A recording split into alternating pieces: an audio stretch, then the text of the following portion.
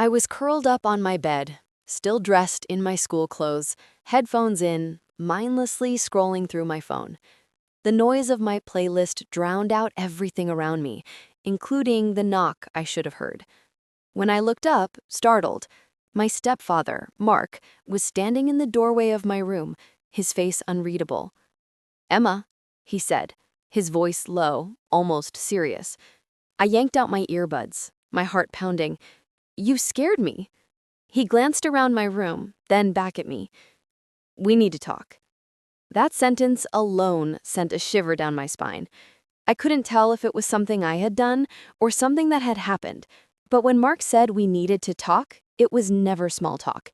And the fact that he came into my room without waiting for a response, that was out of character. I sat up straighter on the bed and motioned toward the chair at my desk. "Sure, what's going on?" He didn't sit. Instead, he walked a few steps in and closed the door behind him gently. That made my stomach drop even more. "Something happened at work today," he said. Something that made me think, maybe I haven't been fair to you.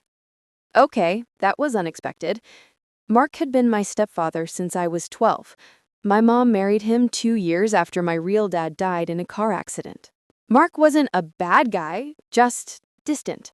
We weren't close. We didn't fight, but we weren't exactly friendly either. He'd always been polite, but reserved, like he was just waiting for me to grow up and move out. "Okay," I said slowly, unsure what he was leading to. He rubbed the back of his neck, something he did when he was nervous.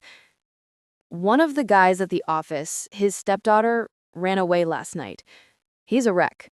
Doesn't know where she went or why she left. Just a note saying she didn't feel like she belonged anymore."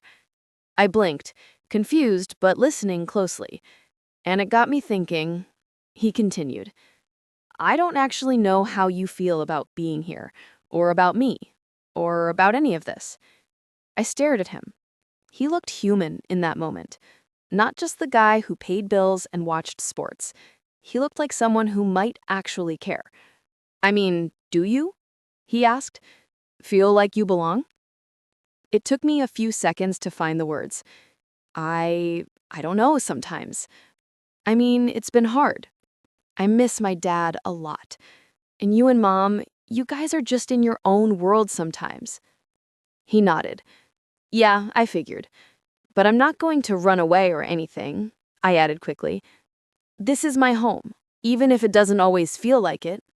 Mark sat down on the edge of my bed, keeping his distance respectfully. "Emma, I've been so focused on not stepping on your toes that I probably ended up ignoring you instead. I thought it was what you wanted." I bit my lip. Maybe it was at first, but people change. He nodded again. "So how about this? We change things now." I looked at him. "What do you mean?" "We start over. I don't want to be the stranger who lives in the same house as you. You're part of this family, Emma. You always have been. But I need to actually show it." That stunned me.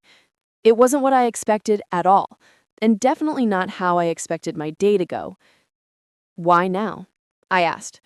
"Because I realized how easy it is to lose someone," he said. "That guy at work, he said he wished he'd talked to his stepdaughter sooner. I don't want to have those regrets." We sat in silence for a moment, the air heavy with emotion. I cleared my throat.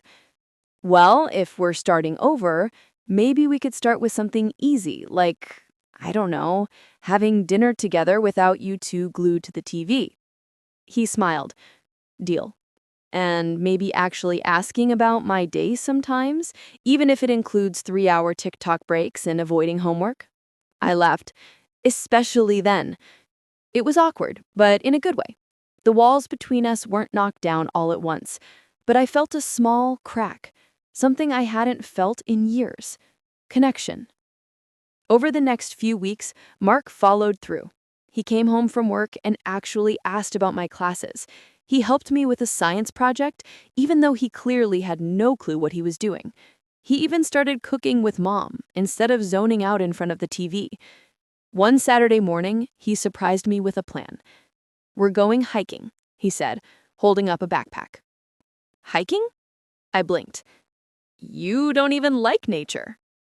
"I know, but you used to." Your mom told me you loved hiking with your dad.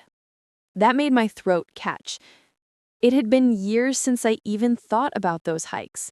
And now here Mark was, trying to reconnect with the version of me I barely remembered.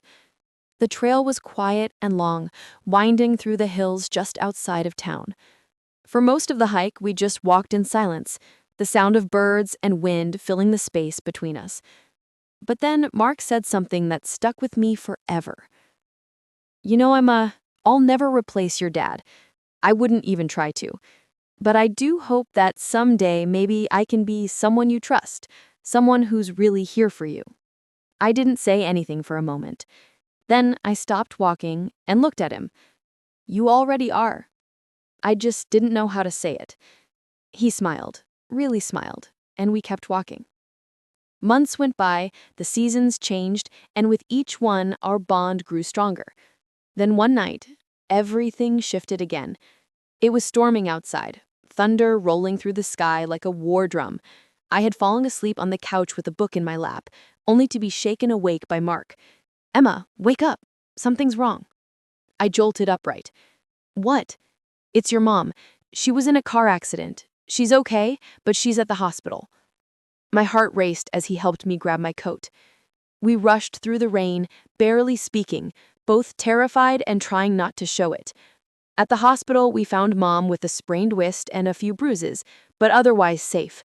Still, the sight of her on that bed made everything inside me twist. Mark held her hand and looked more shaken than I'd ever seen him. When we got home later that night, soaked and exhausted, I sat on the couch, shivering under a blanket. Mark came in with 2 mugs of cocoa and handed me one. I took it without a word. She'll be okay, he said, trying to reassure both of us. I know, I whispered, but I don't want to lose her. You won't, he said, and you won't lose me either. That night, we stayed up talking, really talking, about fears, about the future, about everything we never said before. It's strange how something as simple as someone walking into your room can change everything. Mark walking into my room that day wasn't just a conversation starter. It was the beginning of a transformation for both of us. Now, a year later, he's not just my stepfather. He's someone I call my family, someone I trust, someone who walked into my life and surprisingly stayed. And I'm grateful every day that he opened that door.